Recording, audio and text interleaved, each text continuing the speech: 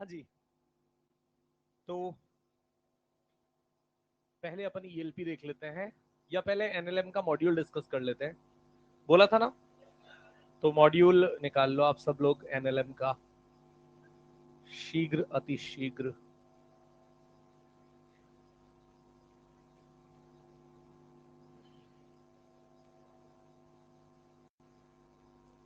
मिल जाएगा। इधर है जनता लोग आपके पास?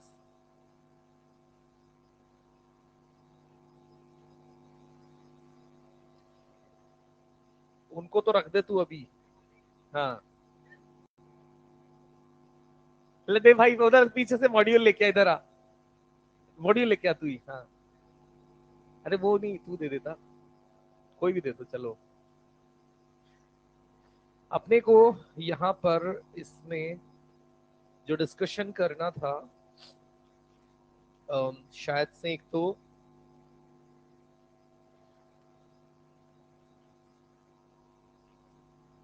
हाँ, निर्देश तंत्र और आभासी बल वाला सेक्शन था एक तो, सबसे बाद में जो अपन ने दिया था। और इसमें हमने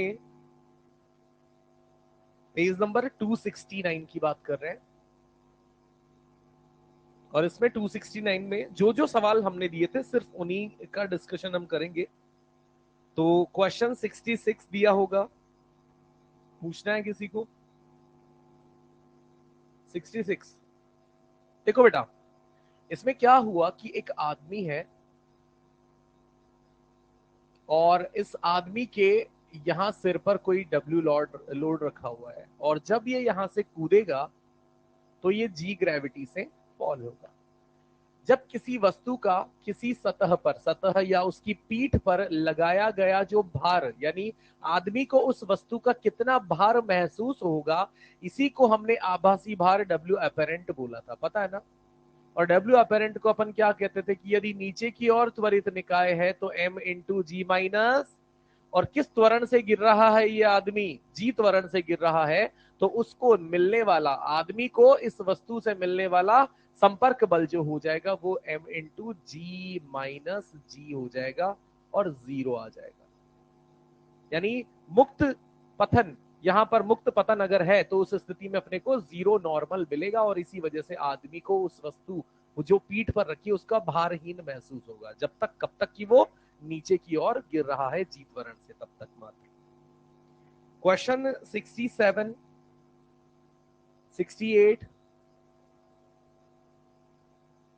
60, नहीं 69 नहीं दिया होगा, 70, 70, 71, 72, 73 दिया था, 73 पूछना है? नहीं, 74, 74 हो गया था, क्लास का ही क्वेश्चन है। इसके बाद आप आ जाइए स्थितिज और गतिज घर्षण वाले इस कंटेंट पे, 82 क्वेश्चन से स्टार्ट करते हैं। तो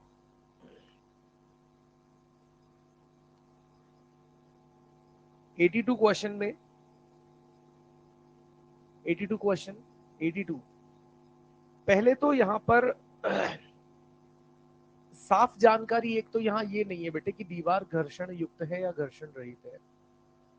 अगर दीवार घर्षण रहित है यानी स्मूथ है, चिकनी है, तो आप ब्लॉक पर क्षैतिज कितना भी बल लगा दें उस वस्तु को रोका जाना संभव, पता है ना?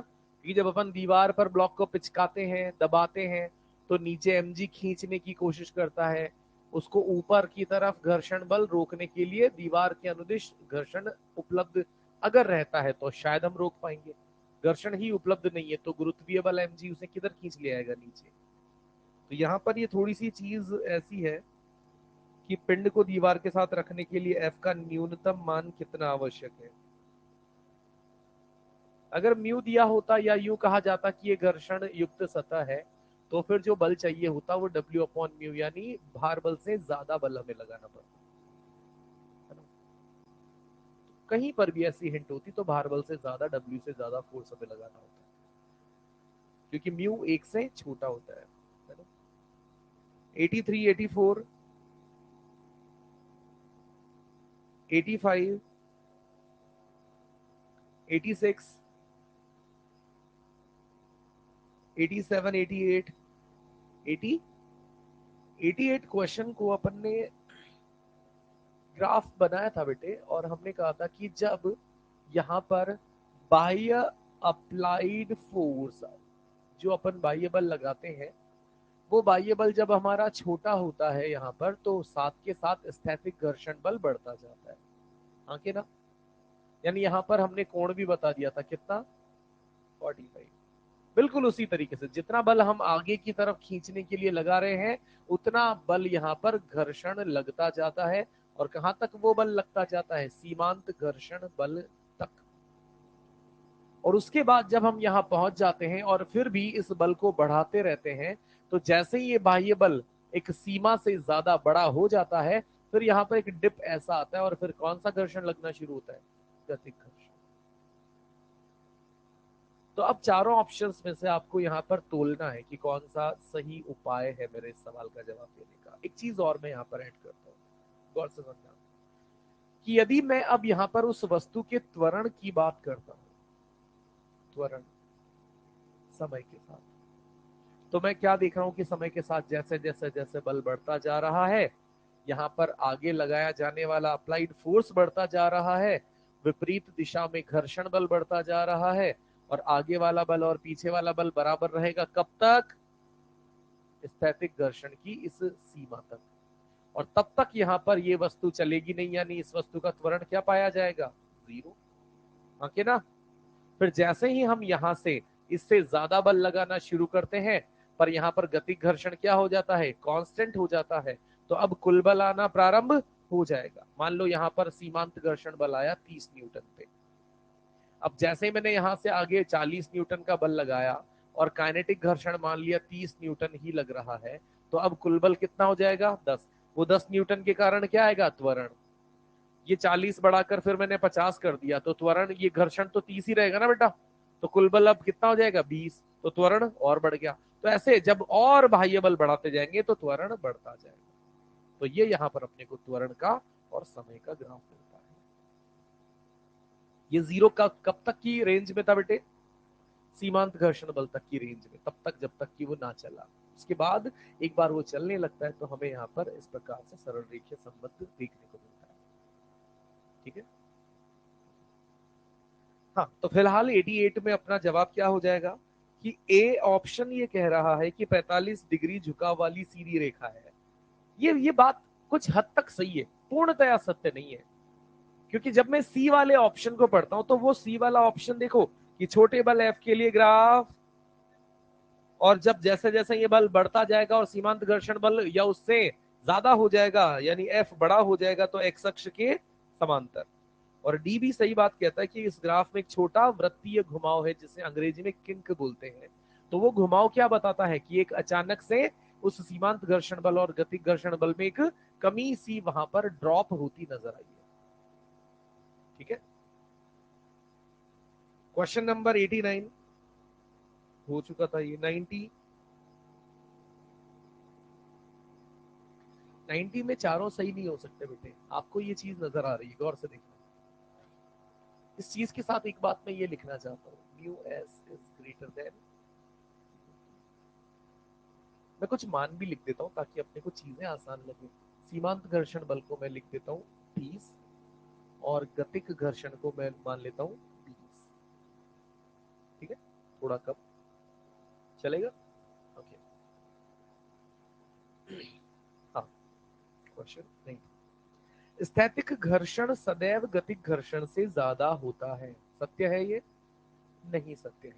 स्थैतिक घर्षण यहाँ कितना है? मान लो यहाँ स्थैतिक घर्षण कितना है? 10, और गतिक घर्षण कितना है? 20।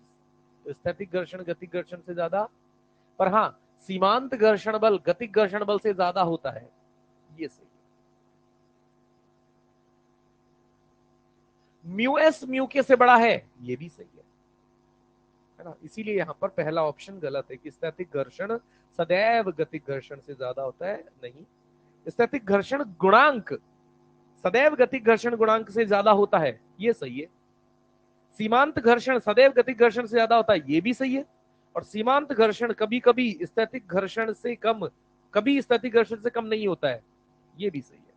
तो यहां पर आखिरी तीनों सही है पहले को छोड़कर। 91, 92, 93, 94,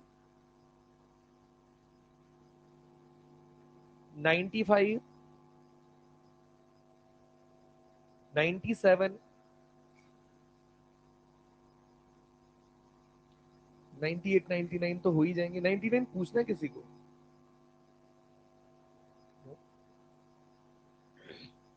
इसके बाद 100, 100,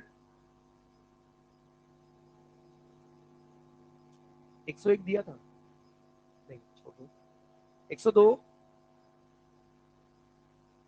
103, 104, 105,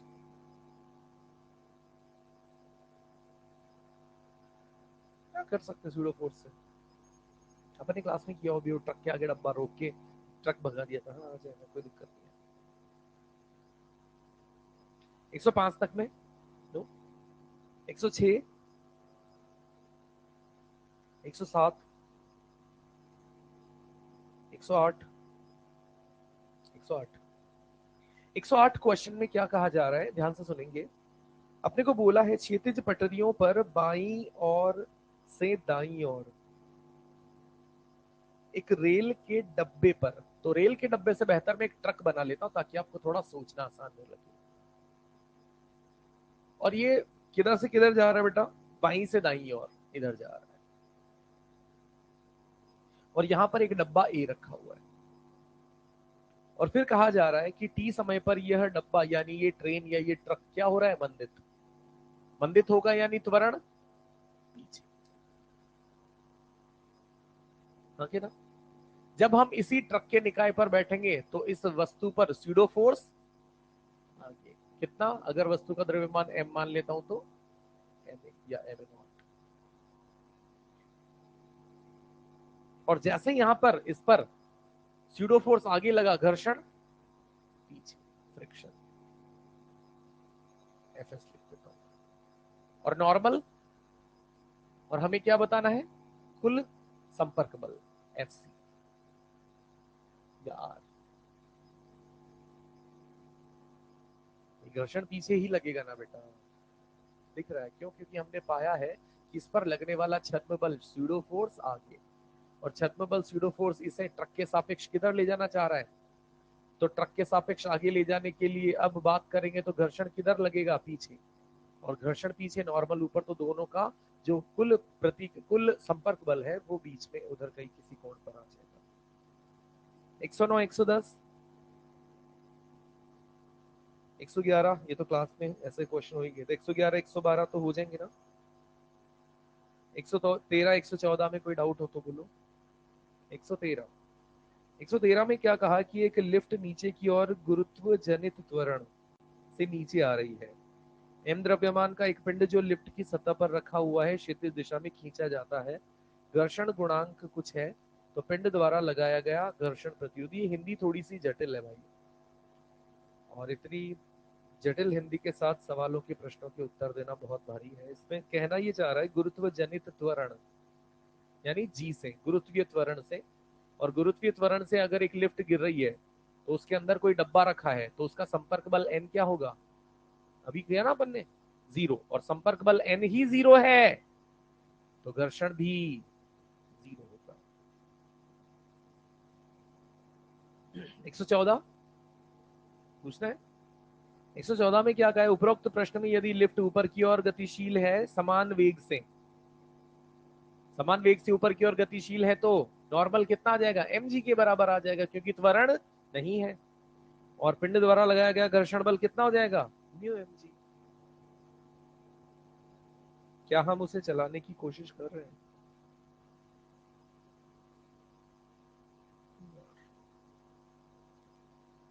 एक एम द्रव्यमान का पिंड जो लिफ्ट की सतह पर रखा है क्षैतिज दिशा में खींचा जाता है, पिंड द्वारा लगाया गया घर्षण प्रतिरोध। यार अपन म्यू mg आंसर तब तक नहीं दे सकते जब तक अपने को ये स्पष्ट नहीं कर दिया गया हो कि उस ब्लॉक को चला दिया गया है। ऐसा पूरा दोनों लाइनें पढ़ के मुझे कहीं हिंट नजर नहीं आ रहा है, समझ रहे हो? जब तक हम कंफर्म नहीं होते कि गति करा दी गई है तब तक हम स्थैतिक घर्षण नहीं, सॉरी, तब तक हम स्थैतिक घर्षण की बात करते हैं, गति घर्षण की बात ही नहीं करते। हाँ, ऐसा जरूर हो सकता है पिंड द्वारा लगाया गया अधिकतम घर्षण प्रतिरोध होगा, तो शायद अपन यहाँ पर क्या लिख सकते हैं, म्यू एम जी, है ना? तो आप यहाँ पे एक शब्द जोड़ लो, या तो पिंड द्वारा लगाया गया अधिकतम घर्षण प्रतिरोधी बल। समझ रहे लॉजिक? आप समझ पा रहे बेटे कि आप ऐसा नहीं कह सकते कि किसी में भी घर्षण म्यू दे दिया, नॉर्मल एन है तो घर्षण बल म्यू एम जी हो जाएगा। क्या लॉजिक है इस बात का? पहले चलाने की कोशिश करके बताओ, कितना चलाने की कोशिश, उसके हिसाब से घर्षण बल का मान वहां पर आना प्रारंभ होगा, है ना? तो आप ये जरूर लिख सकते हैं, पिंड द्वारा लगाया गया घर्षण प्रतिरोध या सीमांत घर्षण बल, जो भी आप कहना चाहें। क्वेश्चन 115, 116, 116, 116 में 100 ग्राम की वस्तु है, 30 डिग्री का नति कोण है और घर्षण बल अपने को बताना है।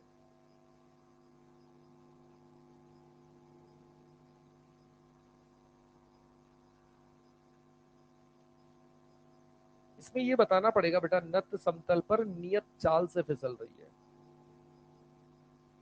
अगर नियत चाल नहीं होगी तो हमें पता नहीं लगेगा कि ये किस हिसाब से गिर रहा है, कितना बल लग रहा है, क्योंकि त्वरित हो सकती है। त्वरित होगी तो फिर गड़बड़ हो जाएगा मामला, कितना घर्षण होगा वो हमें पता नहीं लगेगा। तो क्वेश्चन यहाँ पर प्रॉपर ये होना चाहिए, क्या? हाँ, ये नहीं है, ये वही तो कुछ इनमें जिनमें मिस्टेक थी ना वो हटा दी है। आप फिर भी करना चाह रहे हैं तो अपन इसमें वो जोड़ लो बेटा, नियत चाल से। एक 100 ग्राम की द्रव्यमान की वस्तु 30 डिग्री कोण वाले नत समतल पर नियत चाल से फिसल रही है। अब नियत चाल से फिसल रही है तो कैसे सॉल्व करूंगा, देखना बेटा कि v बराबर कांस्टेंट हो गया, नीचे क्या लग रहा होगा, mg साइन 30 डिग्री, ऊपर क्या लग रहा होगा, गतिक घर्षण, और अपने को क्या पूछा है, लगने वाले घर्षण बल का मान, और घर्षण बल का मान गतिक घर्षण है तो क्या हो जाएगा, म्यू के into m g cos theta, और म्यू के कितना दिया हुआ है, 1 पॉइंट, ये म्यू और माशाल्लाह 1.7 दिया हुआ है, कर लेना। मैंने कहा था कि म्यू की वैल्यू एक से ज्यादा नहीं हो सकती, कम ही होगी, पर हमने कहा था कि हाइपोथेटिकल यानी काल्पनिक परिस्थितियों में कोई सवाल दे सकता है ना, दे सकता है। और वो इसीलिए क्योंकि कभी कभार हो जाता है, हम भी क्लास में कोई क्वेश्चन करते हैं, कैलकुलेट करने के बाद आंसर मान लो म्यू से एक से ज्यादा आ गया, तो फिर ऐसा नहीं कि सर सवाल ही गलत है, ये तो वैसा कुछ सॉल्व किया है, आंसर आया है, आंसर टिक कर रहे हैं, ये काम है। तो फिलहाल ये कर लेना, सॉल्व कर लेना, जो भी है मुझे पता है पूर्णतया ये ऑप्शन आपको मिल जाएगा कोई ना कोई सा। 117 हो जाना चाहिए, 118 भी हो जाना चाहिए। 118 में है समस्या, 119, 119 पूछना है। 119 में क्या करना है बेटा, एक खुरदरे आनत तल पर एक वस्तु को ऊपर की ओर गति कराने के लिए न्यूनतम आवश्यक बल, ऐसे दो कॉन्सेप्ट अपन ने सीखे थे कि नत्तल पर किसी वस्तु को ऊपर सरकाने के लिए न्यूनतम आवश्यक बल, तो ऊपर खींचने के लिए जो न्यूनतम आवश्यक बल था, अगर आप नोट्स को खंगालोगे तो आपको उसमें दिख जाएगा m g sine theta plus mu s m g cos theta. और दूसरा कॉन्सेप्ट होता था नीचे फिसलने से रोकने के लिए,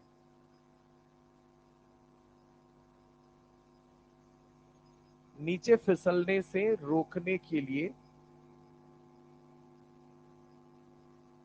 जो न्यूनतम बल यहां पर लगाया जाता था वो लगता था m g sine theta minus mu s m g cos, और इसी को हम यहाँ पर F1 कह रहे हैं बेटे, और इसी को F2 कह रहे हैं, दोनों को डिवाइड कर देना। जैसे ही डिवाइड करोगे हर जगह से mg कैंसिल हो जाएगा, आपको सिर्फ और सिर्फ क्या मिलेंगे, साइन के, कॉस के और म्यू के पद मिलेंगे। और यहाँ पर जानकारी क्या दी हुई है कि जहां जहां म्यू है उसको आप क्या लिख सकते हैं, टेन थीटा बाई टू लिख सकते हैं ना, तो म्यू को टेन थीटा बाई टू लिख के काट पीट के सॉल्व करेंगे, आपका प्रॉपर आंसर आ जाएगा। 120 हो जाना चाहिए, 121। हाँ?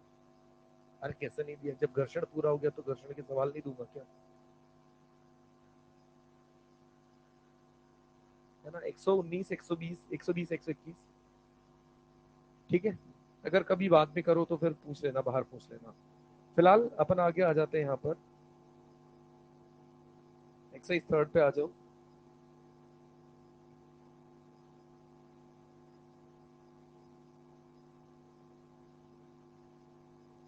एक्सरसाइज थर्ड में क्वेश्चन एक तो दूसरा गलत है, वो फिलहाल आप छोड़ ही दो। और उसके अलावा क्वेश्चन नंबर 5 तक कोई डाउट बेटे? हाँ, भंजन का मतलब होता है वो एक लिमिट जहां पर उससे ज्यादा तनाव लगाने पर वो धागा टूट जाएगा, जिसको बोलते हैं हिंदी में तनन सामर्थ्य भी बोलते हैं। अपन ने क्वेश्चन किए थे बंदर वाले कि बंदर इससे ज्यादा त्वरण से दौड़ेगा तो वो टूट जाएगा, तनन सामर्थ्य कहते हैं। पांचवा, इसमें कहा है गोला एक एक गोला एक धागा जिसके भंजन सामर्थ्य गोले के भार से 4 गुनी है। तो गोले का भार हम यहाँ पर मान लेते हैं कितना, डब्ल्यू या एम जी मान लेते हैं या डब्ल्यू मान लेते हैं। और इसका जो तनन सामर्थ्य यानी मैक्सिमम तनाव झेलने की जो क्षमता है वो क्या है बेटे, 4W। और अब ये क्या कह रहा है कि इस निकाय को किधर की ओर त्वरित किया जा रहा है, और ऊपर की ओर त्वरित करने पर ये कह रहा है कि धागे को तोड़े बिना अधिकतम कितने त्वरण से ऊपर ले जाया जा सकता है। तो टी मैक्स कितना है बेटा, 4W। और W को मैं किसके बराबर लिख सकता हूं, mg के।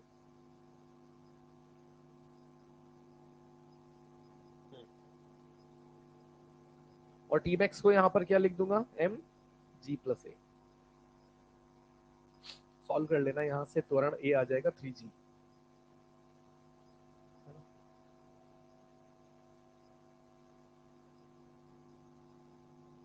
क्वेश्चन 6, 7,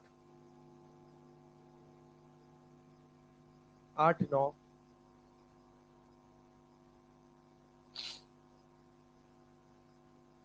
10, 11, 12,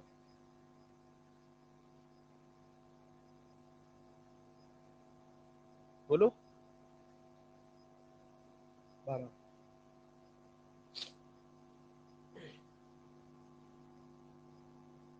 क्वेश्चन 12 में अपने को क्या कहा है कि एक वस्तु h हाइट से गिराई जा रही है प्रारंभिक वेग 0 के साथ, और वो किसी संवेग से धरातल से टकराती है। तो उसका इस स्थिति में जो संवेग टकराने वाला है उसे मैं क्या लिख सकता हूँ, द्रव्यमान गुणा वेग।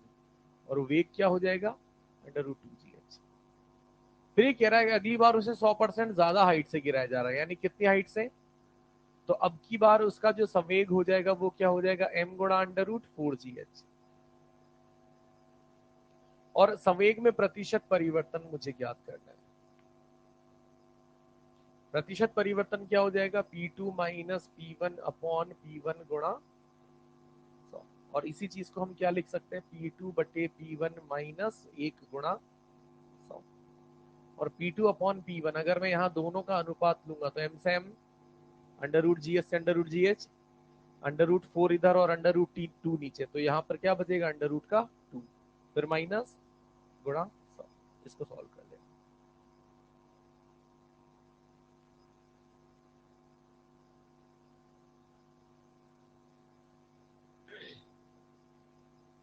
क्वेश्चन नंबर 16 तक। 16 बेटा अपन ने ऐसा सवाल किया हुआ है, ईएलपी में है एक सवाल, सेम वैसा सवाल किया हुआ है। सिंपल चीज यहाँ पर क्या है, एम द्रव्यमान का गुब्बारा ए त्वरण से नीचे उतर रहा है, तो नीचे क्या लिखूंगा, mg माइनस एफ एयर यानी हवा द्वारा लगाया गया प्रतिरोधी बल बराबर द्रव्यमान गुणा त्वरण। मतलब ये जो भी गुब्बारा है जिसका द्रव्यमान यहाँ पर m है, इस पर नीचे क्या लगा दिया मैंने, mg माइनस ऊपर की तरफ गुब्बारे पर बल लगता है ना, उत्प्लावन बल बोल दे हवा के कारण, या एफ एयर यहाँ पर इसे बोल दे, इज इक्वल्स टू द्रव्यमान गुणा त्वरण। फिर क्या किया गया यहाँ से कि अब इसमें से थोड़ा सा मास आपने बाहर फेंक दिया, m डैश मास।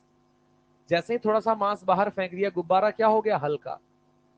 और गुब्बारा जैसे ही हल्का होता है, अब ये गुब्बारा नीचे त्वरित के बजाय किधर त्वरित हो जाता है, यानी ऊपर वाला बल बड़ा हो जाएगा ना बेटा, minus capital M minus m dash into g बराबर m minus m dash into a. ये दूसरी समीकरण। और पता है हमने दोनों को सॉल्व करने के लिए क्या किया था, जोड़ा था। जोड़ते सही ये से ये, और फिर बाकी एम डैश का मान हम यहां से याद कर लेंगे।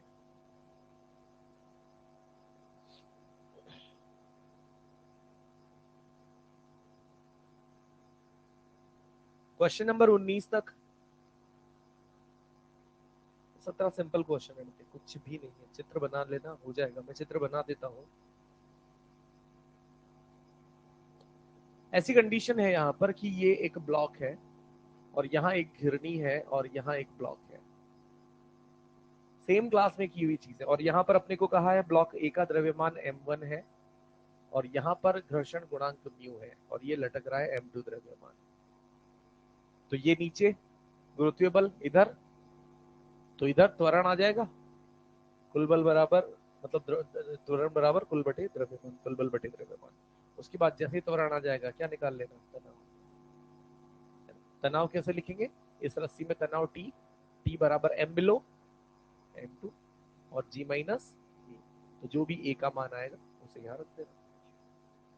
सॉल्व करना पड़ेगा थोड़ा सा, बट प्रोसेस वही बेसिक है जो हम पहले से करते हैं। क्वेश्चन 22 तक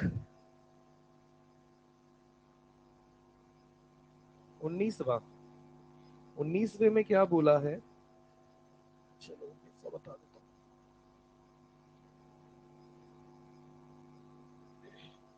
क्वेश्चन 19 में बोला हुआ है कि किसी तख्ते को जिस पर एक बक्सा रखा हुआ है धीरे धीरे ऊपर की ओर उठाया जाता है। ऐसा ये तख्ता और इस पर कोई वस्तु रखी हुई है और धीरे धीरे मैं इसे यूं की ऐसे उठा रहा हूं, और ऐसे उठाते उठाते उठाते एक कोण ऐसा आ गया कितना 30 डिग्री, जिस पर ये वस्तु फिसलना, उसी को हम क्या कहते थे, विश्रांति कोण। क्या कहते थे बेटा, और विश्रांति कोण का संबंध मैंने कहा था कि याद रख लेना, ये विश्रांति कोण का संबंध होता है tan थीटा बराबर म्यू एस। और थीटा वो कितना दिया हुआ है 30 डिग्री, यानी मैं यहां से सीधा सीधा म्यू एस का मान क्या लिख सकता हूं, tan 30 डिग्री, जिसकी वैल्यू होती है 1/, अब ये आप कैलकुलेटर से या जैसे भी देख लेना ये कितना होता है ना। तो लगभग लगभग ये आता है 0.57 या 58 के बराबर, जिसको लगभग 0.6 लिख सकता हूं मैं। इसके बाद दूसरी चीज आती है कि अब जब ये फिसलना प्रारंभ कर दिया तो घर्षण कौन सा काम आएगा बेटे, गतिक। तो ये कहना चाहता है कि जब आप यहां पर फिसलना इस पर एक बार शुरू कर दिए, तो यहां पर अब इसका त्वरण क्या लिखोगे पता है, जी साइन थीटा माइनस म्यू के जी कॉस थीटा। और इस त्वरण के कारण ये क्या कह रहा है कि ये वस्तु 4 सेकंड में 4 मीटर दूरी तय करती है। ये 4.01 लिखा है ना, ये 4.01 नहीं है, ये 4 सेकंड है। 4 सेकंड में 4 मीटर की दूरी है ना। तो यहां पर अपन प्रारंभिक वेग क्या मानेंगे बेटे, क्योंकि ठीक फिसलना शुरू किया है, शून्य वेग से गति पकड़ी है उसने, और ये 4 सेकंड में 4 मीटर यहां पर फिसला है। तो कौन सी समीकरण काम आएगी, एस बराबर, और यू कितना मान लू, और एस कितना 4 मीटर हाफ इंटू ए कितना, तो मैं यहां पर इसमें से जी कॉमन ले लू बेटा, तो यहां पर ये हो जाएगा जी और ये हो जाएगा साइन थीटा माइनस म्यू के cos theta into T square. और टी कितना है 4, तो मैं यहां पर टी स्क्वायर को भी 16 लिख देता हूं। तो ये 4 से, और ये यहां पर 2 बार, ठीक है। और ये 2 इंटू जी 20, और उधर जाकर 1/20 बराबर साइन थीटा, थीटा बोला है क्या 30 है, हाँ। तो यहां पर ये क्या हो जाएगा 1/2 माइनस म्यू के जो हमें पता करना है, और ये √3/2। तो थोड़ा सा जटिल है कैलकुलेशन, पर म्यू के आ जाएगा।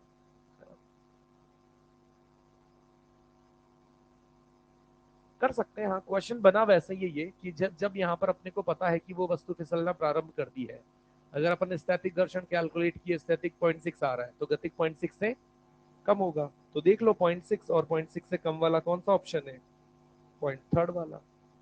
कर सकते हैं।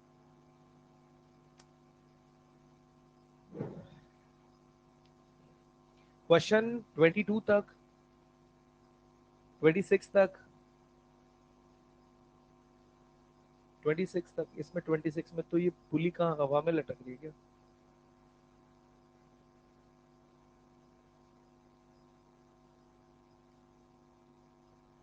ट्वेंटी सेवन तक, 28, 29, 29 छोड़ दो, ये पावर में अपन करेंगे, ये वहां जोड़ दिया होगा ये। अब ईएलपी निकाल ले फटाफट। ईएलपी निकाल ले।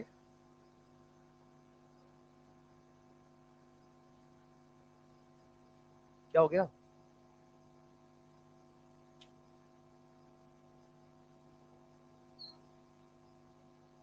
ईएलपी थर्ड वाली है जो हमने दी थी, और ईएलपी थर्ड में क्वेश्चन नंबर 1 से 7 में कोई डाउट?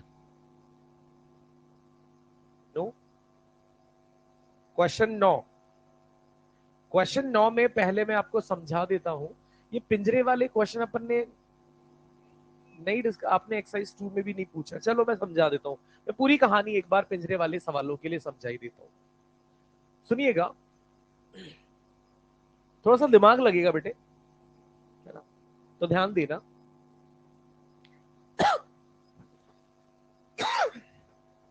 एक तो ये है हमारा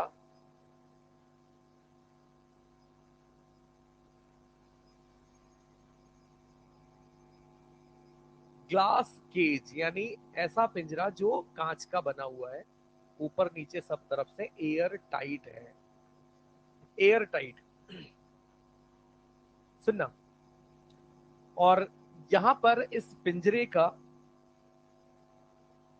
का कुछ भार है खुद का, और यहां पर एक पक्षी बैठा हुआ है।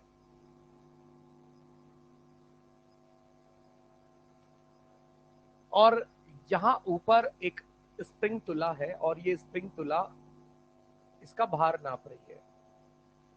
तो अभी फिलहाल ये स्प्रिंग तुला की रीडिंग क्या होगी? तो एक तो स्प्रिंग तुला में भार आ जाएगा इस पिंजरे का, तो उसको मैं बोल देता हूं W। और इस चिड़िया का द्रव्यमान है M। और जब यहां पर इस स्प्रिंग तुला जिसमें ये भार पाठ्यांक जो शुरुआत में आएगा, जबकि ये पक्षी इस तल पर बैठा हुआ है, तो कितना आएगा? W plus mg। W plus starting में, तो आप कह देंगे W प्लस mg। ठीक है यहां तक की बात? अब सुनना, अभी यहां पर क्या हुआ कि ये पक्षी उड़ना शुरू करता है। उड़ने के 3 तरीके होंगे, एक नियत वेग से, एक ऊपर की ओर त्वरित, और एक पक्षी के। तो पक्षी शुरुआत में मैंने उड़ाया नियत वेग से,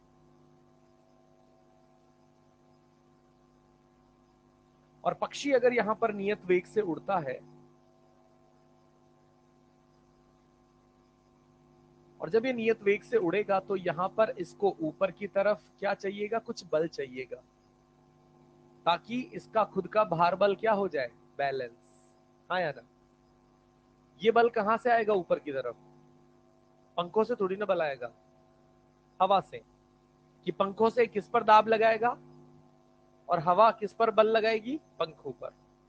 तो हवा बल लगाएगी पंखों पर, और पंखों पर उसको कुल बल ऊपर की तरफ कितना चाहिए, ताकि गुरुत्व की वजह से वो नीचे टपक ना जाए। वो जहां उड़ रहा है या जिस गति से उड़ रहा है उसी गति से उड़ता रहे। और ऐसा तभी संभव है जब नियत वेग से चलना, तभी संभव है जब त्वरण, नियत वेग से चलना तभी संभव है जब त्वरण, त्वरण 0 तभी संभव है जब कुल बल 0 तभी संभव है जब ऊपर का बल बराबर नीचे का बल कितना है? mg। तो ऊपर लगने वाला नॉर्मल कह देता हूं, नॉर्मल फोर्स कह देता हूं, वो कितना होगा? mg के बराबर। ये नॉर्मल कहां से मिला इस पक्षी को? तो आप कहेंगे इस पक्षी ने अपने पंखों से हवा को दबाया, और हवा ने इस पर बल लगाया। तो हवा ने इस पर कितना बल लगाया? तो पक्षी ने हवा पर कितना बल लगाया? और वो सारा बल, हवा का दाब जाकर कहां टकराएगा? निचली इस पिंजरे की सतह पर। हाँ के ना? और वो सारा का सारा दाब जो निचली सतह पर लगेगा वो भार के रूप में यहां इस स्प्रिंग तुला में आएगा कि नहीं आएगा? आएगा। पिंजरा उसे भारी भारी सा ही लगता रहेगा। यानी इस स्थिति में जब ये कांस्टेंट है तो इस स्प्रिंग तुला का जो पाठ्यांक रहेगा वो क्या रहेगा? W, यानी पिंजरे का तो है ही, और नॉर्मल, नॉर्मल यानी mg। मैं फिलहाल यहां लिख देता हूं नॉर्मल mg के बराबर। फिर जब हम यहां पर बात करेंगे कि ये पक्षी ऊपर की ओर त्वरित है बेटे, ऊपर की ओर त्वरित है तो नॉर्मल क्या हो जाएगा पक्षी का? mg प्लस, यानी इस स्थिति में जो भार बल आ जाएगा वो क्या आ जाएगा? m, W तो आएगा ही आएगा, और mg प्लस a आ जाएगा। यानी अभी इस स्प्रिंग तुला का पाठ्यांक पुराने पाठ्यांक से भी हल्का ज्यादा आ जाएगा, और कितना ज्यादा? जितना वो त्वरण चाहता है। सही बात है। और तीसरी स्थिति जब ये किधर त्वरित है तो यहां पर नॉर्मल कितना आएगा? जितना बल उसे हवा से चाहिए वो mg से कम होगा, और इसीलिए वो संपूर्ण बल जब निचली सतह पर जाकर टकराएगा तो भार थोड़ा सा हमें पिंजरे का कम महसूस होगा। ये तो सारी कहानी है किसकी? ग्लास केज की, जिसे कहते हैं एयर टाइट भी कहा जाता है। दूसरा यहां पर है हमारे पास वायर का फ्रेम, तार से बना हुआ पिंजरा। निचली सतह भी तार से बनी हुई है, जाली से, दीवारें भी जाली से बनी हुई है ऐसे प्रॉपर। और अब क्या होगा? अब जैसे जब तक पक्षी बैठा हुआ है, पक्षी बैठा हुआ है तो क्या हो जाएगा कि जुड़कर जो वजन आएगा W प्लस, W प्लस आएगा ना। अब जैसे ही उड़ने लगेगा तो उड़ने के लिए बल किस पर लगाता है पक्षी? हवा पर। और नीचे तो तार है, जब हवा पर बल लगाएगा तो उन तारों को हवा का बल महसूस, क्योंकि हवा तारों में से पास हो जाएगी नीचे। समझ रहे? यानी पक्षी जो नॉर्मल लगा रहा है अब वो महसूस अब सिर्फ पिंजरा पिंजरा तुलने में आएगा उस स्प्रिंग तुला पर। सही बात है, ये कॉन्सेप्ट है। यानी स्प्रिंग तुला में पक्षी जब उड़ जाता है तो जो भार होता है वो कम प्रतीत होता है, जबकि जब बैठा था तो क्या होना चाहिए था? W plus mg। बाद में सिर्फ और सिर्फ क्या मान लूंगा? और यहां पर W प्लस mg, नियत वेग से W प्लस mg, त्वरण है तो W प्लस mg प्लस ए, ऐसा ये परिवर्तन होगी। अब जो क्वेश्चन यहाँ पर अपने को बोला है इसमें क्या कहा है कि 1 किलो वजन का तो पक्षी है और 1.5 किलो का पिंजरा है, तो जब तक वो बैठा है, जब तक वो बैठा रहेगा 2.5 किलो में महसूस होगा कि नहीं होगा? होगा ना बेटा, 2.5 किलो। अब जब वो पिंजरा क्या पक्षी क्या होने होने लगेगा? उड़ने लगेगा। जैसे उड़ने लगा अब हवा में जाने के बाद हवा का नॉर्मल नहीं मिलेगा, क्योंकि तारों से बना हुआ पिंजरा है, तो सिर्फ पिंजरे का वजन यानी 1.5 किलो फील होगा। 1.5 किलो बोले तो 150 ग्राम। पक्की बात? हाँ 1500 बोलते हैं, सॉरी। ठीक है यार, बेटे कर लेना यार, ये शुरुआत में जाके क्लास नोट्स देख लेना, ऐसे 4-5 सवाल मिल जाएंगे, आसानी से मिल जाएंगे। क्वेश्चन 11, बिल्कुल क्वेश्चन 11 की बात कर लेते हैं। ये हो जाएंगे ना पिंजरे वाले, कोई बहुत बड़ी बात नहीं है, सिंपल सिंपल सी चीजें हैं, और आई गेस ये पूरे केस यहाँ पर है। आप चाहें तो लिख भी सकते हैं, लिखें, भूल जाओगे लिख लो, चाहो तो कोई दिक्कत नहीं।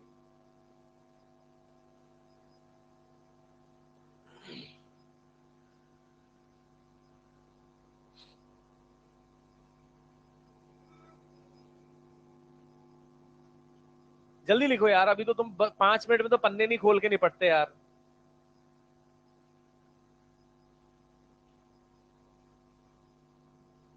क्या बोल रहा है पीछे? अभी तो भाई समय भी तो कुछ चीज होती होगी ना, ऐसे लाड लपेट में रखते रहेंगे तो हो गया फिर तो सिलेबस अपना। फटाफट से लिख दो ताकि आगे बढ़े जल्दी से डिस्कशन कंप्लीट करके।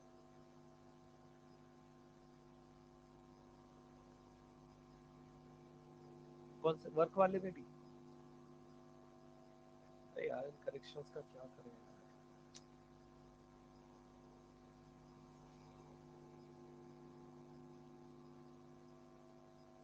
वो मैं कर देता हूँ, डन।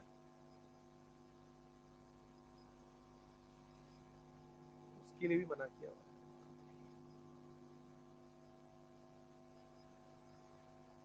सीक्रेट कुछ है ही नहीं, हमारे टेलीग्राम चैनल बेंगलोर से एक्सेस होता है।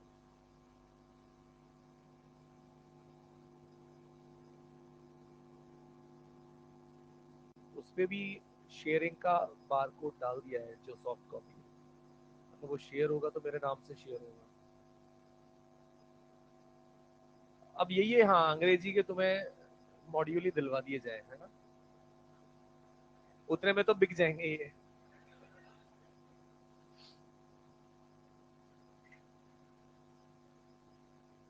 पर्दे भी चुन के लाए हैं, बिल्कुल ऐसा जैसे जादूगर निकलेगा पीछे से कबूतर लेके।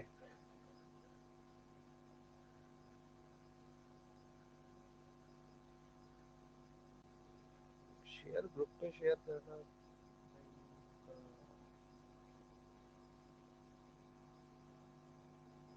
पीडीएफ तो बनी बनाई है, अब बना के क्या दे दो, पीडीएफ बना के भी देना, वो चीज वही है ना कि वो इनका भरोसा नहीं है, ये कुछ भी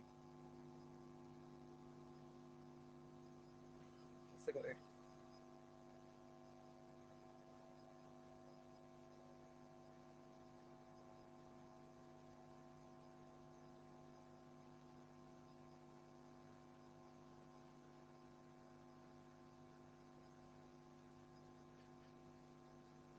अरे उसी में लग जाएंगे 2-2 लेक्चर भाई यार, वो कटवाना भी तो थोड़ा आसान काम है। 2 मॉड्यूल लेके मैं बैठूंगा, फिर मेरे को छांटने अलग पड़ेंगे, कौन सा काटना है ये वो। उसके लिए छांटने के लिए एक काम करता है, किसी दिन एक्स्ट्रा क्लास लगवा लेते तुम्हारी, और एक्स्ट्रा क्लास में बैठ के यही कर रहे हैं, काट रहे हैं क्वेश्चन।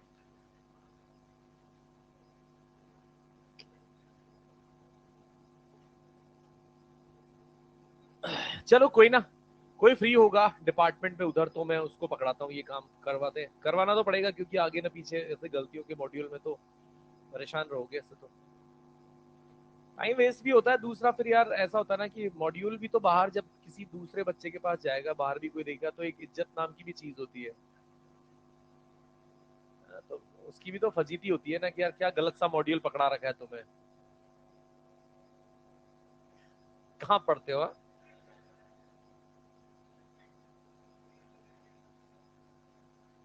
लिख लिया होगा, चलो सवाल 11 की बात कर लेता हूँ। क्वेश्चन 11,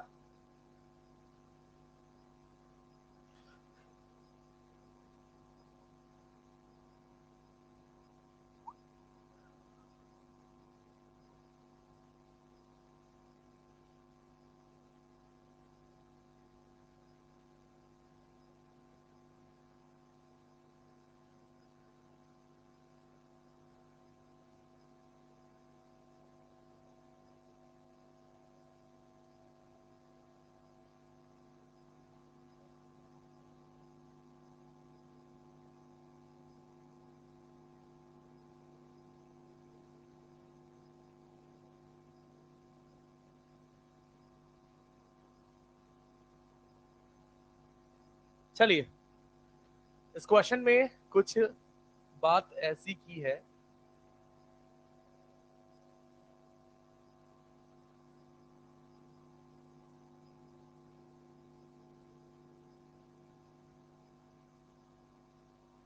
कि अपने को एक इस तरीके से कर्व्ड सरफेस है, ये उसका सेंटर है ओ, और उसकी त्रिज्या जो दी हुई है 3r दी हुई है, ये वाली।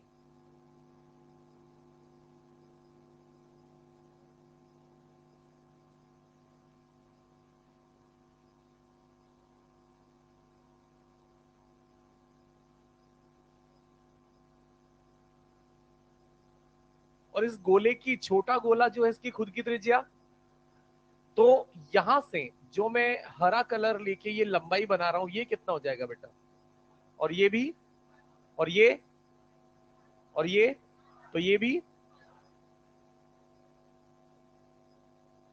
तो क्या हो गया है यहां पर कि एक, कौन सा होता है ये, समबाहु त्रिभुज यहां पर बन गया है।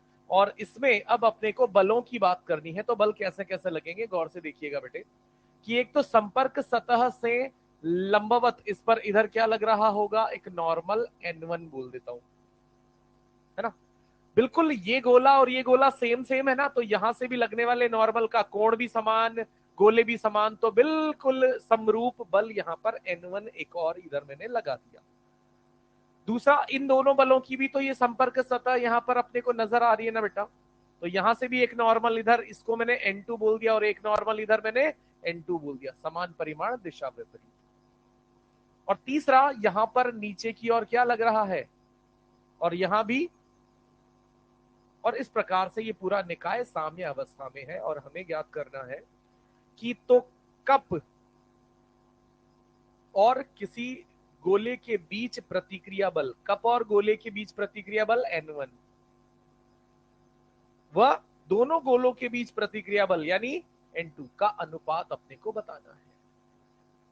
सिंपल सा काम क्या कर सकता हूं, गौर से देखना बेटा, समबाहु त्रिभुज है तो ये सारे कोण, तो ये N1 का cos 60 घटक किसके बराबर होगा, N2 के, N1 cos 60 बराबर, और मुझे ज्ञात क्या करना है, N1 बाय N2 बराबर 1/cos 60, 2/1। यानी कैलकुलेशन कुछ नहीं थी, बस चित्र को समझना था आपको। तो आप कॉपी में मत बनाने लग जाना भाई, इसी मॉड्यूल में इसी में लिख लो, ईएलपी में 10 मिनट लगा दो केवल, ईएलपी में R2R वगैरह वहीं मैनेज कर लो लिखना।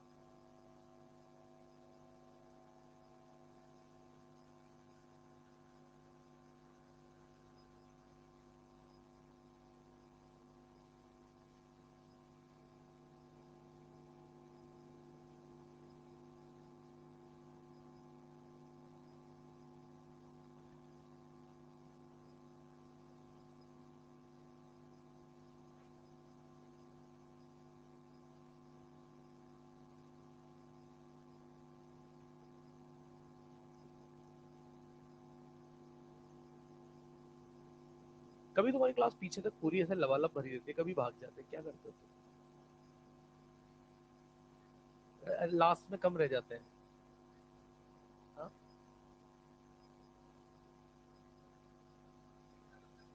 तो बोल के चुप गया हो, तो चुप भी गया हो।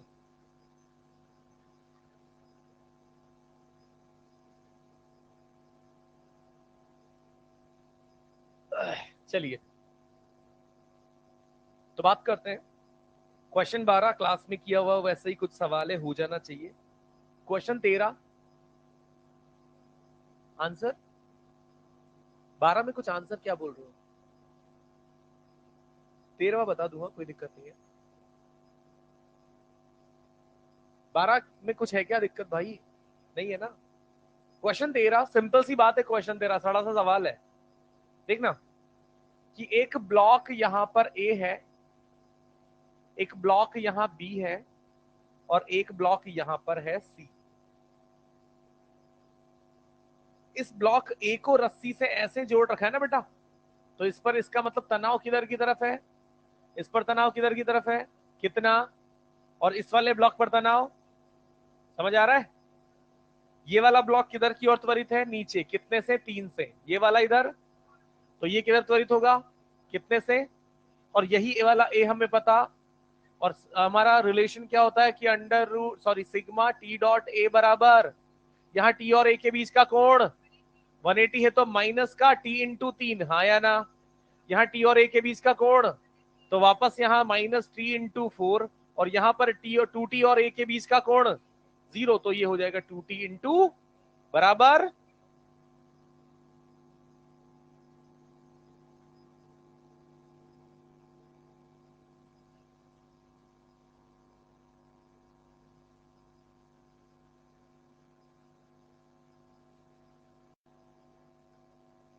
10वें में इसका द्रव्यमान मापा जाएगा।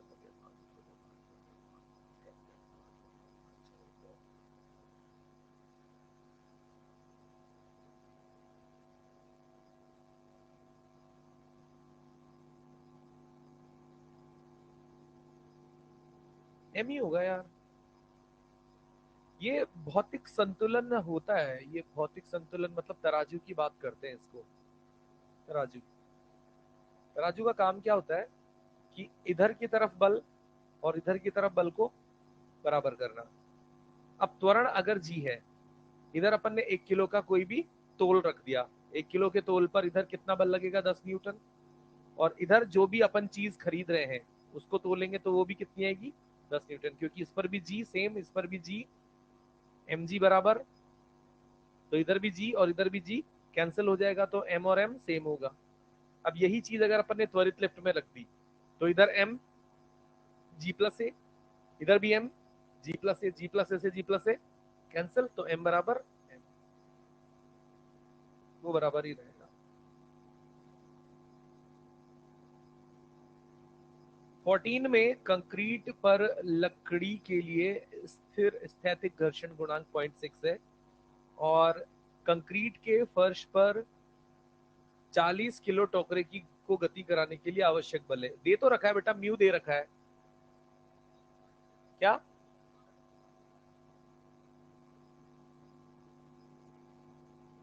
कहना क्या चाहते हो, आ जाएगा। जी क्या लेना है, 9.8 ले लेना।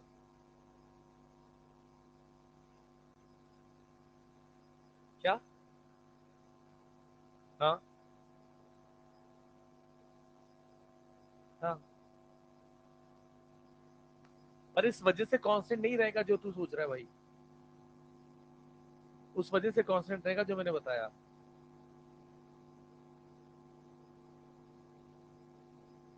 एक तो होती है स्प्रिंग तुला, स्प्रिंग तुला शायद बात की थी हमने, और स्प्रिंग तुला क्या नापती है, तनाव, और तनाव क्या होगा, एम जी या एम जी प्लस ए या एम जी, जो कि डिपेंड करेगा उस निकाय के त्वरण पर। और ये होती है तराजू, तराजू को बोलते हैं अपन फिजिकल फिजिकल बैलेंस, भौतिक तुला। और भौतिक तुला यहाँ पर जी प्लस ए जी माइनस ए पर निर्भर नहीं करती, भौतिक तुला इस बात पर निर्भर करती है कि तुला के इस पलड़े में कितना द्रव्यमान है, उतना ही द्रव्यमान इधर होगा। गुरुत्वीय त्वरण कितना भी हो या निकाय का त्वरण कितना भी हो, उससे कोई फर्क नहीं पड़ेगा, ये चीज है। चलिए आगे बढ़ते हैं। वर्क पावर का नहीं, अब मेरा बिल्कुल श्रद्धा नहीं है भाई, अपन बाद में, अपन पहले पढ़ेंगे।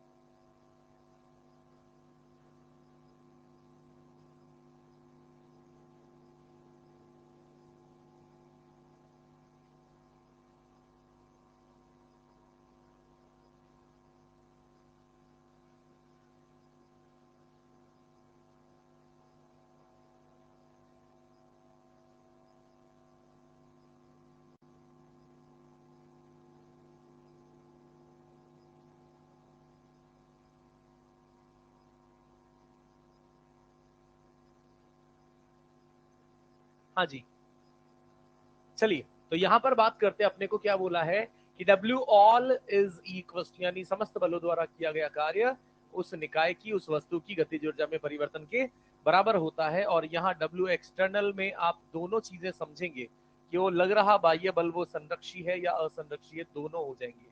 तो यहाँ पर कुछ ऐसे लिख ले, संरक्षी व असंरक्षी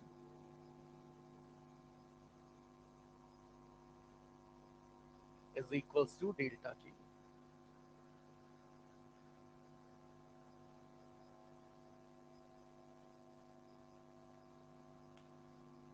चलिए तो सवालों पर बात करते हैं, इस कॉन्सेप्ट पर।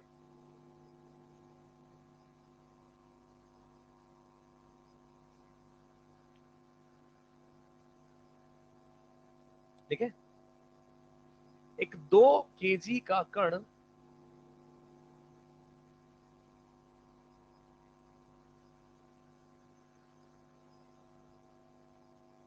एक 2 kg का कण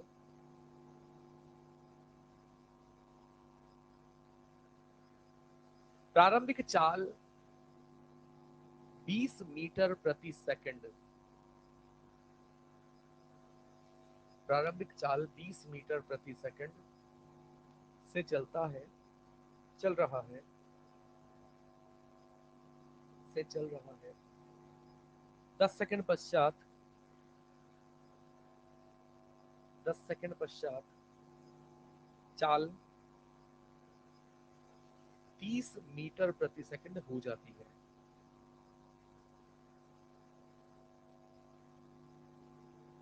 10 सेकंड पश्चात चाल 30 मीटर प्रति सेकंड हो जाती है।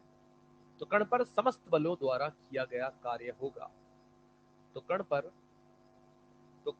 समस्त बलों द्वारा किया गया कार्य होगा।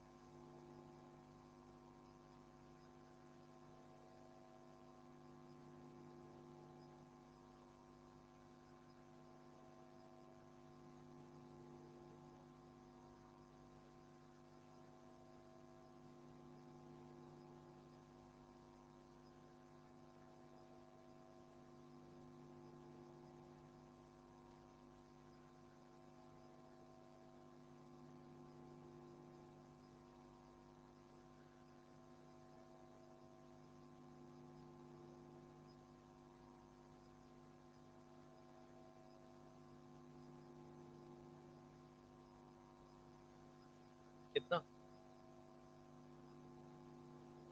तो सिंपल सी बात है, मुझे समस्त बलों का कार्य ज्ञात करना है, पर कोई बल बता नहीं रखा कि किन का कार्य ज्ञात करूं।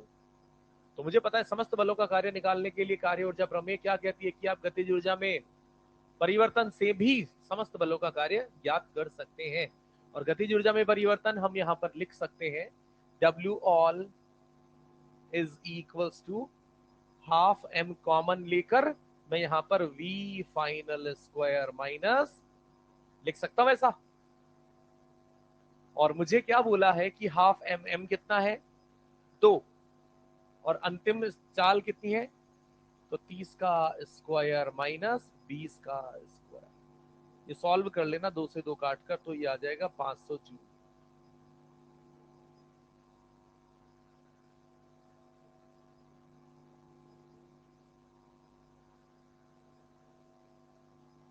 चले,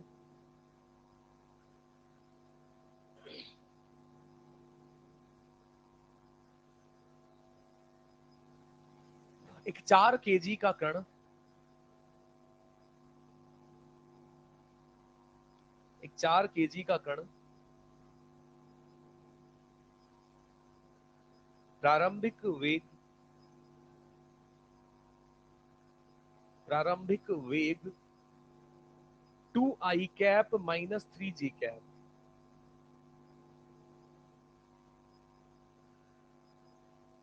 से गतिशील है। 2i cap minus 3j cap से गतिशील है। कुछ समय पश्चात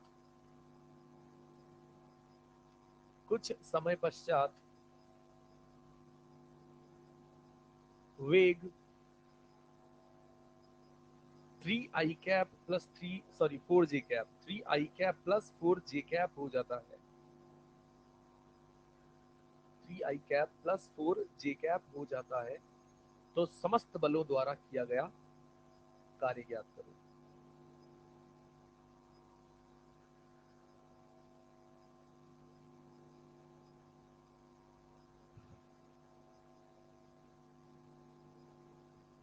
कितना? नहीं,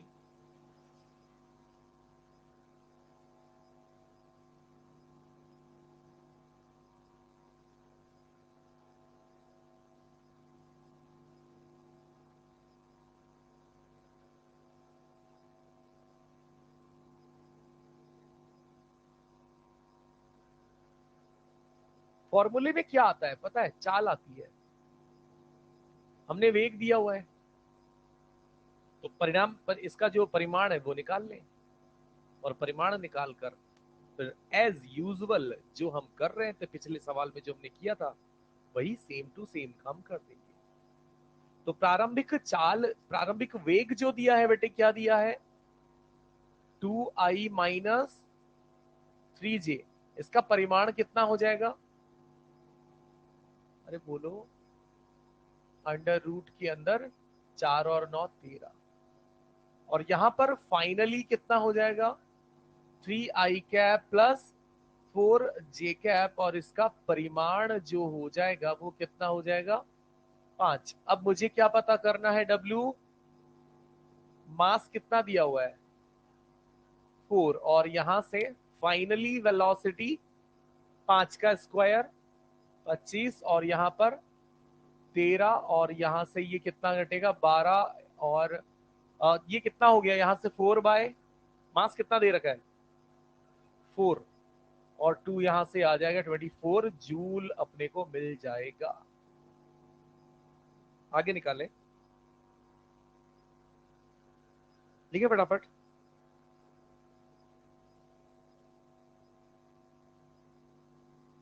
A body of mass 4 kg, अच्छा, एक 4 kg का,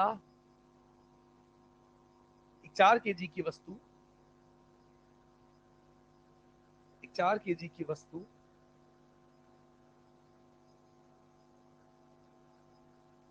ऊर्ध्वाधर ऊपर की ओर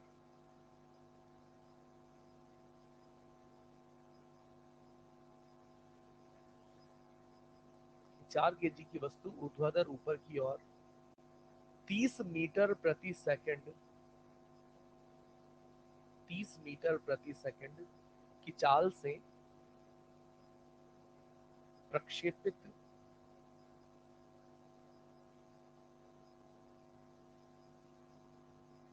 की जाती है,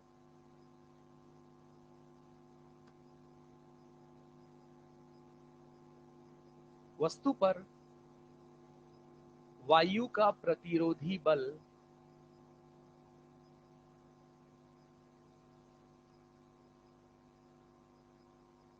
वस्तु पर वायु का प्रतिरोधी बल 5 न्यूटन है।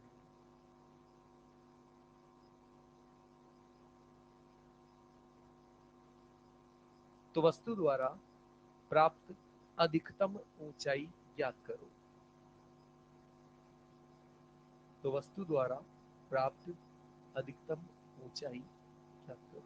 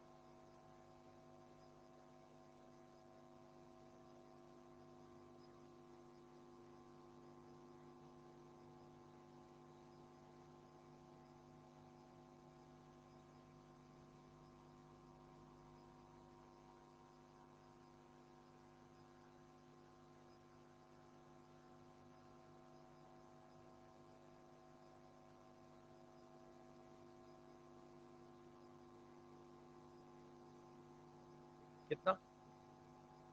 लगभग 45। ये क्या है भैया?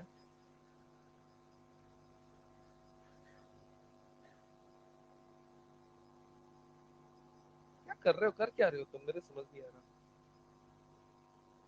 क्वेश्चन एक बार रिपीट करेंगे? हो सकता है मैंने गलत लिखा है, देख मुझे कोई शक नहीं है इस बात पे। एक बार क्वेश्चन रिपीट कर दो। एक जना का रोना है यार, तू बोल दे बेटे।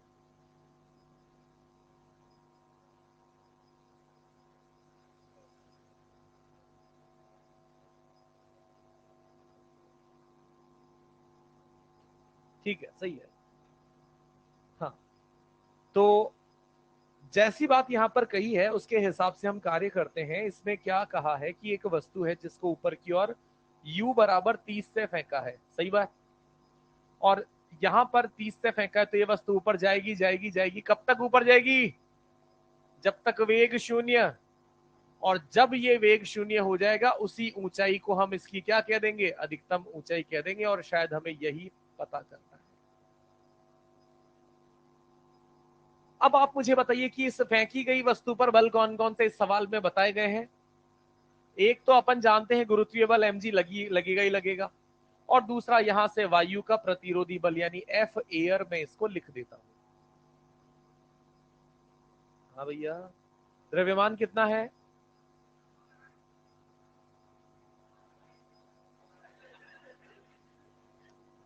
तो 40 न्यूटन तो हमारा गुरुत्वीय बल लग रहा है, और वायु का प्रतिरोधी बल 5 न्यूटन लग रहा है। सारी बातें अपनी जगह है।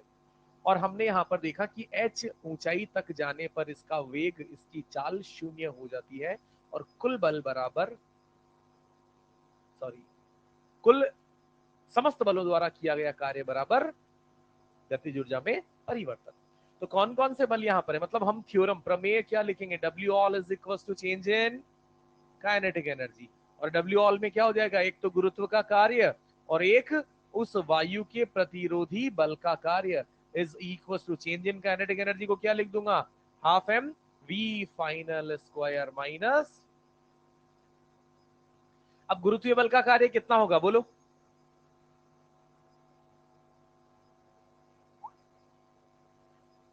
बल कितना, विस्थापन कितना, h।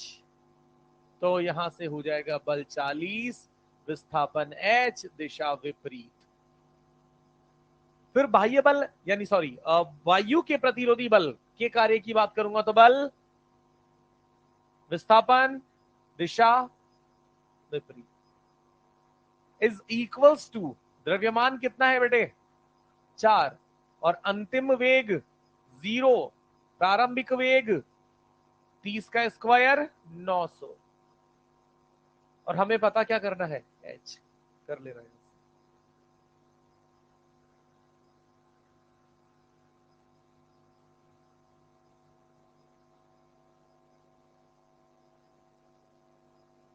ये तो किया कैसे? ये थोड़ा कम, फिर 43 हो जाएगा, मान लो क्या है ये?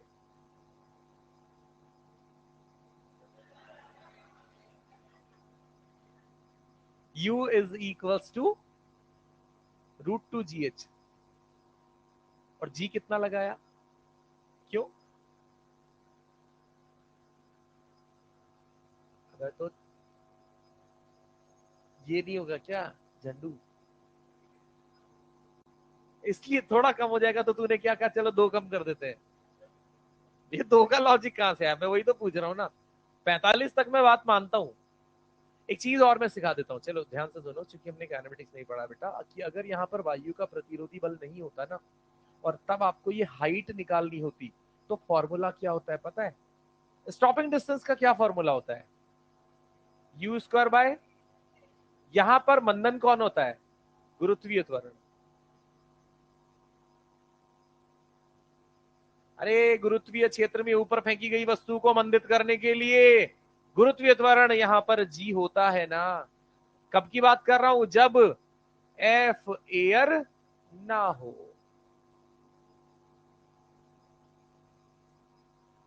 उस हिसाब से ये भाई क्या कह रहा है कि ये हाइट कितनी आएगी? 45 मीटर। सॉल्व कर लेना, 45 आ जाएगी। और उसने फिर अंदाजा लगाया, तुक्का लगाया थोड़ा सा, कि 2 कम कर लो।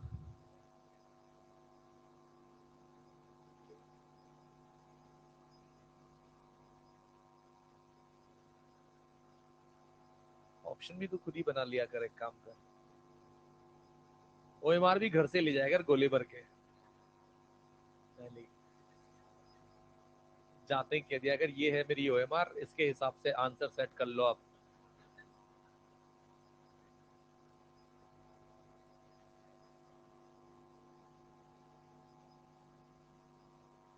40 आ जाएगा एच बेटे। चलो एक बात तो सही हुई तेरी की 45 से तो कम ही आएगा। ज्यादा आ भी नहीं सकता भाई, क्योंकि यहाँ पर जो गुरुत्वीय प्रतिरोध है, अब हवा का भी प्रतिरोधी बल अगर वहां पर है, तो जितनी ऊंचाई तक जा सकता था, अब उससे तो कम जाना ही था, है ना? क्योंकि प्रतिरोध अगर उसको मिल रहा है तो ऐसा तो है ही नहीं और ज्यादा ऊंचाई वो तय कर लेगा, संभव ही नहीं है ऐसा। सवाल एक और लिख लेते हैं।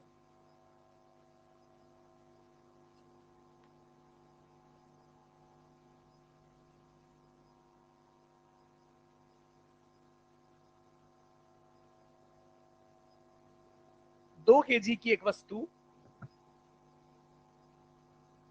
2 केजी की एक वस्तु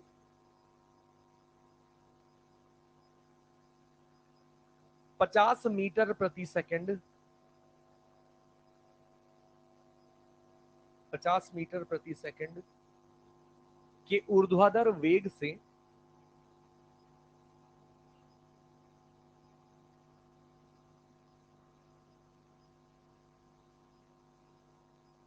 प्रक्षेपित की गई है,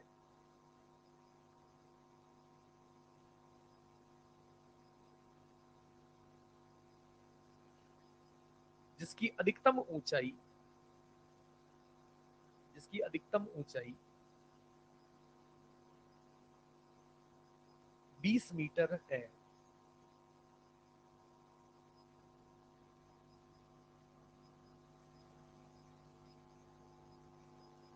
तो वायु के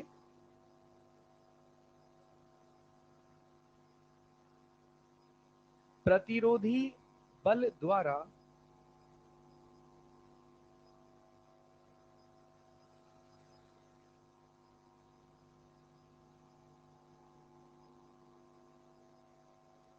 उत्पन्न ऊष्मा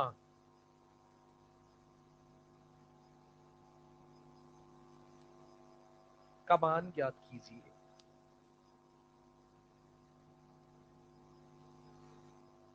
ब्रैकेट में लिख लेना,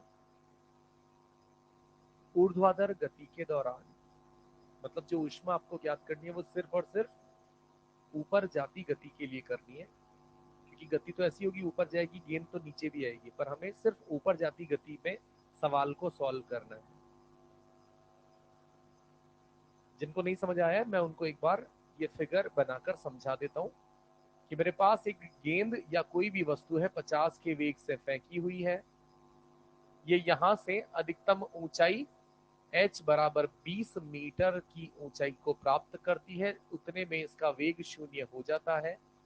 और ऐसा करने में हमें पता है कि यहाँ पर एक तो गुरुत्वीय बल कार्य कर रहा होगा और एक वायु का प्रतिरोधी बल कार्य कर रहा होगा।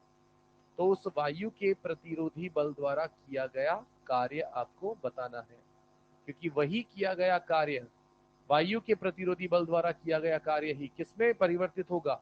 ऊष्मा में। क्यों? समझा सकते हो उसको? कोई समझा सकता है कि यही कार्य क्यों ऊष्मा में परिवर्तित होगा? गुरुत्व का कार्य क्यों नहीं होगा ऊष्मा में परिवर्तित? क्योंकि गुरुत्वीय बल क्या है? संरक्षी बल है। क्या है बेटे? और गुरुत्वीय बल का जो भी कार्य है वो किसमें स्टोर हो जाएगा? गुरुत्वीय स्थितिज ऊर्जा में। जो असंरक्षी बल होते हैं उन असंरक्षी बलों का कार्य क्या हो जाता है? लॉस में चला जाता है। कौन सा लॉस? ऊष्मा। जैसे जब हम दो हाथों को रगड़ते हैं तो दोनों हाथों के बीच में घर्षण बल लगता है। घर्षण बल कैसा है? असंरक्षी बल है। कैसा है? तो हम उस कार्य की पुनः प्राप्ति नहीं कर सकते। जो कार्य हमने किया वो कार्य हाथ गर्म हो गए, यानी ऊष्मा के फॉर्म में बेकार हो गया और वेस्ट हो गया। उसको वापस से पुनः प्राप्त कर पाना, यानी उसको यांत्रिक ऊर्जा में, उस ऊष्मा को यांत्रिक ऊर्जा में बदल पाना फिलहाल यहां से संभव नहीं है। ये संभव हो जाता है आगे चल के, जब अपन थर्मल चैप्टर पढ़ते हैं ना, इंजन वगैरह, हीट साइकिल पढ़ते हैं, वहां से बता तो है ना कि उस ऊष्मा को हम कार्य में कन्वर्ट कर लेते, कार्नोट साइकिल वगैरह इस तरीके की बातें जो हम करते हैं। तो छोड़ो, फिलहाल मुद्दे पर आते हैं। आपको कुल मिलाकर वायु के प्रतिरोधी बल द्वारा किया गया कार्य ज्ञात करना है।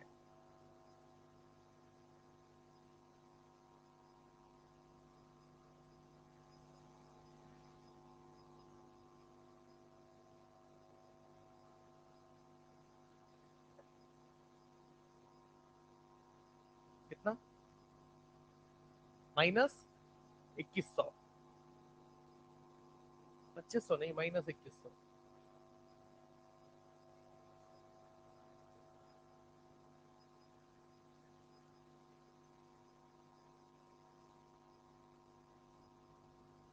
माइनस क्यों नहीं आएगा?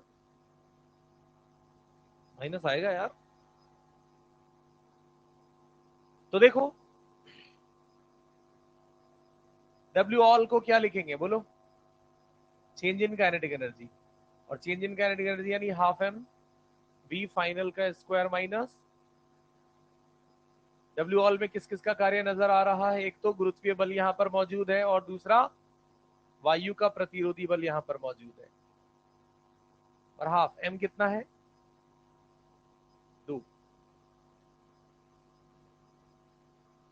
वी फाइनल, वी इनिशियल 50 का स्क्वायर,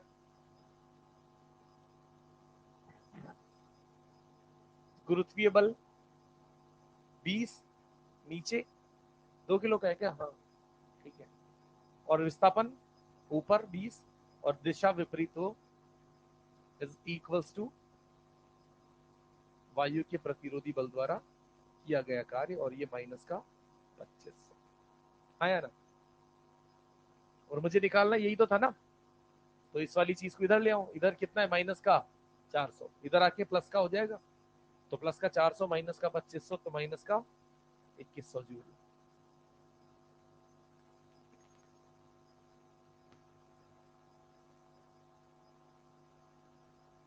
वायु के प्रतिरोधी बल द्वारा किया गया कार्य कितना? माइनस 2100। उत्पन्न उष्मा 2100।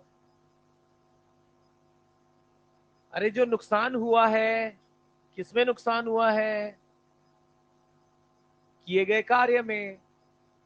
और ये नुकसान ही किसके रूप में गया? तो ऊष्मा तो बढ़ी ना। तो ऊष्मा कितनी प्राप्त हुई? 2100। और कहां से प्राप्त हुई? कार्य में हुए नुकसान से। और नुकसान बोलेंगे तो माइनस 2100, ऊष्मा बोलेंगे तो 2100। यही बात समझ में? एक और लिखेंगे,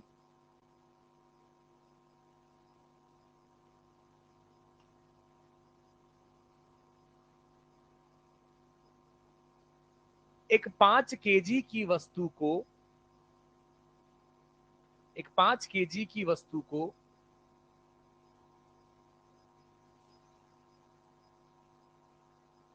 ऊर्ध्वाधर 80 न्यूटन का बल लगाकर, एक 5 केजी की वस्तु को ऊर्ध्वाधर 80 न्यूटन का बल लगाकर 4 मीटर उठाया जाता है।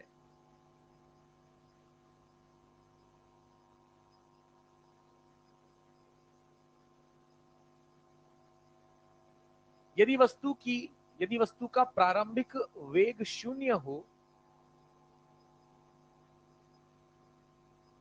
यदि वस्तु का प्रारंभिक वेग 0 हो, तो अंतिम गतिज ऊर्जा ज्ञात करो।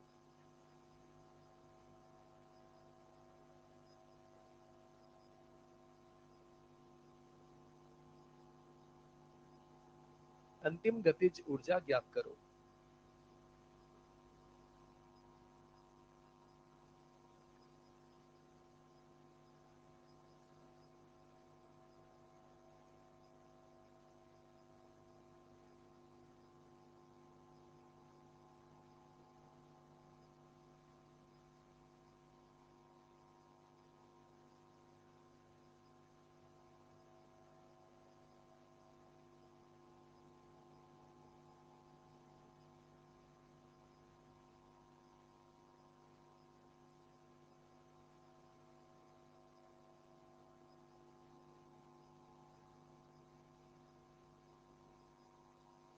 वन 120 सही।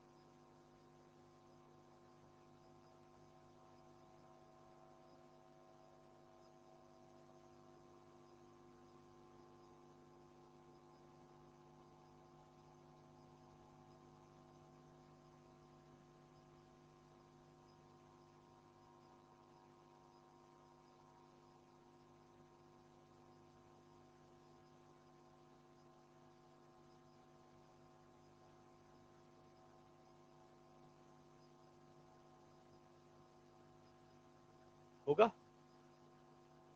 120 आ जाएगा, क्योंकि कुल किए गए कार्य की वापस से जब हम बात करेंगे तो इस पर हम एक वस्तु को ऊपर उठा रहे हैं, और इस वस्तु को ऊपर उठाने में एक तो ऊपर बल लग गया कितना बेटा,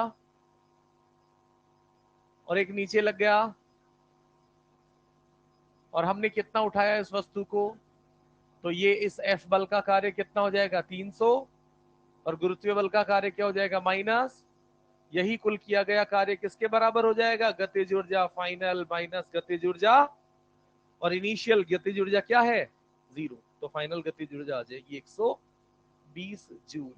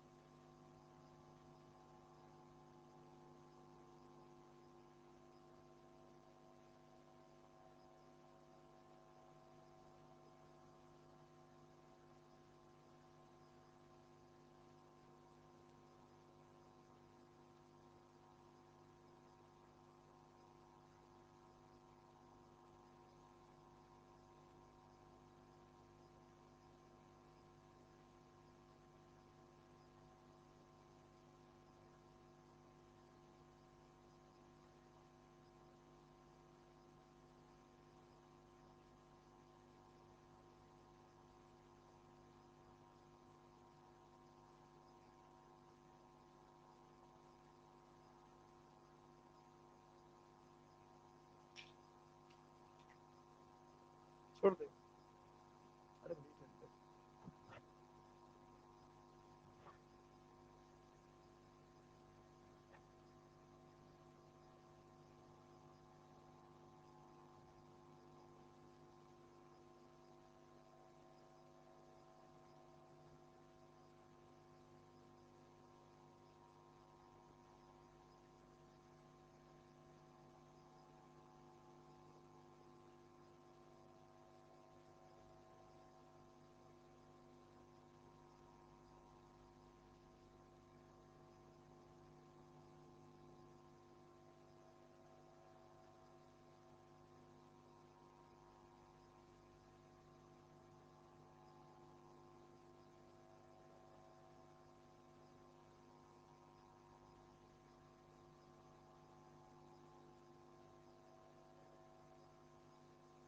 पहले वाले में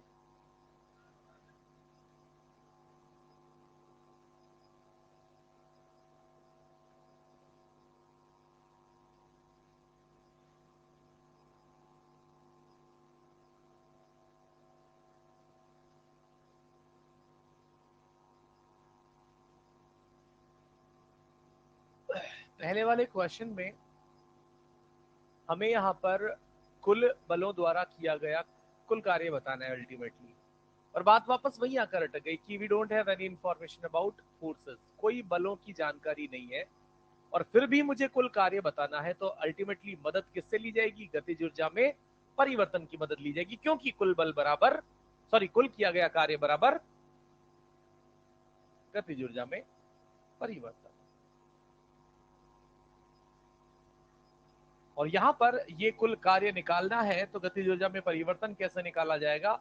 हम लिख सकते हैं half m v final square minus, अब बताइएगा कि वी फाइनल वी इनिशियल कहां से आएंगे? वेग के दिए गए फलन से। वेग के दिए गए फलन में जब मैं एक्स जीरो यानी प्रारंभिक बात करूंगा तो वी इनिशियल 0 आ जाएगा। जब मैं x बराबर 2 पर बात करूंगा तो वी फाइनल 8 आ जाएगा। तो यहां से हम लिख देंगे हाफ m का मान 2 और ये 8 का स्क्वायर माइनस 0 का स्क्वायर, और ये कट पिट कर यहां से आ जाएगा 64 जूल।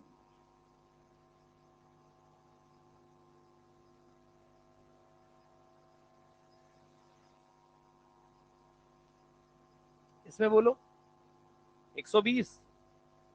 हम यहां पर क्या कर लेंगे? सबसे पहले तो यहां x दिया हुआ है, इस x से क्या निकाल लें? वेग। क्या करके? अवकलन करके। क्योंकि आपको भी पता है कि कुल कार्य अगर निकालना है, कोई मदद यहां दे ही नहीं रखी है। आखिरी मदद हमारी है किससे? है कार्य ऊर्जा प्रमेय से। और कार्य ऊर्जा प्रमेय यहां पर यह कहती है कि कुल किया गया कार्य ज्ञात करना है तो आप यहां पर गतिज ऊर्जा में परिवर्तन निकाल लो, उसके लिए वेग चाहिएगा और ये वेग हो जाएगा 3t+2 अवकलन करने के बाद। और यहां से प्रारंभिक वेग कितना हो जाएगा? t बराबर 0 पर 2 और अंतिम वेग t बराबर 2 पर 2 इंटू 3 6 और 2 8। और हम लिख चुके होंगे कि W all is equals to half into mass की जगह 4 और V फाइनल 8 का स्क्वायर और यहां पर 2 का स्क्वायर। 8 का स्क्वायर 64 माइनस 2 4 60 और ये 2 बार 2 इंटू 60 120 जूल।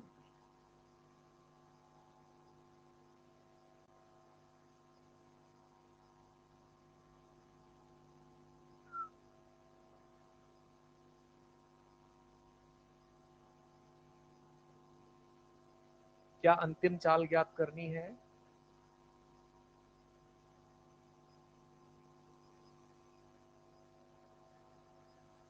इसको पता करने के लिए सब पता है, बस इधर क्या पता लग जाए। और W ऑल पता करने के लिए क्या उपाय यहां पर सूझ रहा है? F दिया हुआ है, कहां से कहां तक की बात करनी है वो लिमिट दे रखी है, तो हम क्या लिख सकते हैं इसे? इंटीग्रेशन। क्यों इंटीग्रेशन? क्योंकि दिया गया बल एक परिवर्ती बल है तो समाकलन करना ही पड़ेगा। तो क्या लिख दिया जाएगा? 2x square plus 1 into dx, कहां से? 0 से 3 और m कितना है? 2, तो 2 से 2 ये कट गया और यहां आ जाएगा vf square minus v initial 2 का स्क्वायर 4। समाकलन करो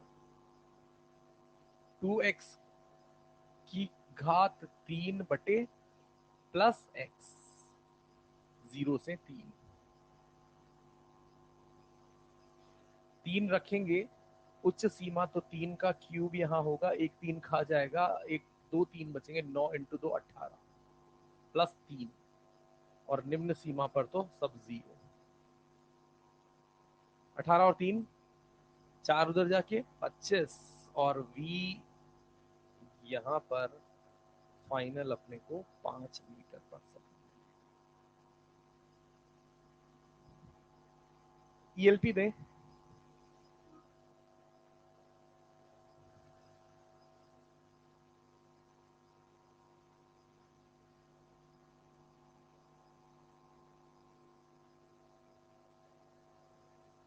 ईएलपी 4 में क्वेश्चन नंबर 1 से 6।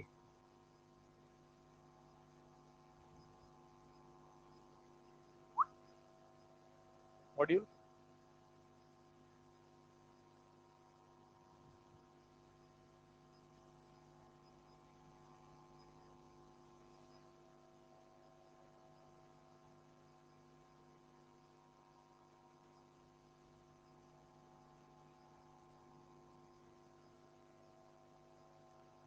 एक्सरसाइज 1 में 30 से 35 तक, 30 से 35 ये कर लेना। Thank you.